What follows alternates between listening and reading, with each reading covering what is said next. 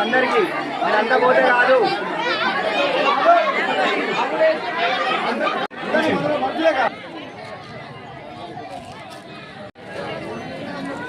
నుండి వచ్చాము ఇక్కడికి. మా మండల ఆఫీస్లో ప్రజావాణి జరుగుతుందని చెప్పేసి మేము దరఖాస్తు ఇవ్వడానికి వచ్చాము. మా గ్రామం ప్రజల మహిళలందరూ కలిసి పాదయాత్రతో డప్పు సభ్యులతో ఇక్కడికి రావడం జరిగింది.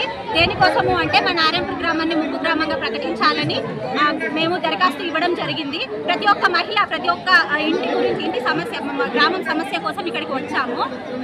మాకు ఏంటి అంటే ఇక్కడ కొన్ని కుట్రలు కుతంత్రాలు జరుగుతున్నాయి.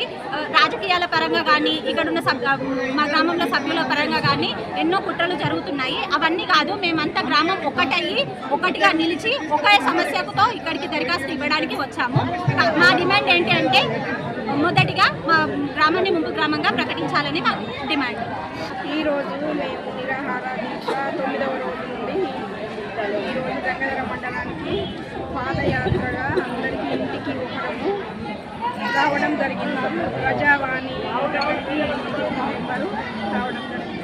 ఎందుకంటే గట్టిగా ముంపు గ్రామం మా నారాయణపూర్ గ్రామం అంతా ముంపు గ్రామం ప్రకటించాలని, సమస్య అనేది అందరిది ఒక్కరిది కాదు, ఎవరిష్ట కొద్ది వాళ్ళు వచ్చారు. మాకు గ్రామం అధికారులు అందరూ ఊరికొచ్చి సర్వే నిర్వహించి మాకు ముంపు గ్రామంగా నష్టపరిహారం అందరికీ సమభాగాలుగా ఇవ్వాల్సిందిగా కోరుకుంటున్నాం. గ్రామాన్ని ముంపు గ్రామంగా ప్రకటించాలని పాదయాత్ర చేపడుతూ ప్రజావానికి రావడం జరిగింది. అందరం కలిసికట్టుగా వినతి పత్రం అందజేయడం జరిగింది. కాబట్టి అందరూ మా సమస్యలను పరిష్కరించాలి. మేము మా నారాయణపూర్ గ్రామాన్ని ముంపు గ్రామంగా ప్రకటించాలని దరఖాస్తు ఇవ్వడానికి గంగాధరం వచ్చాము.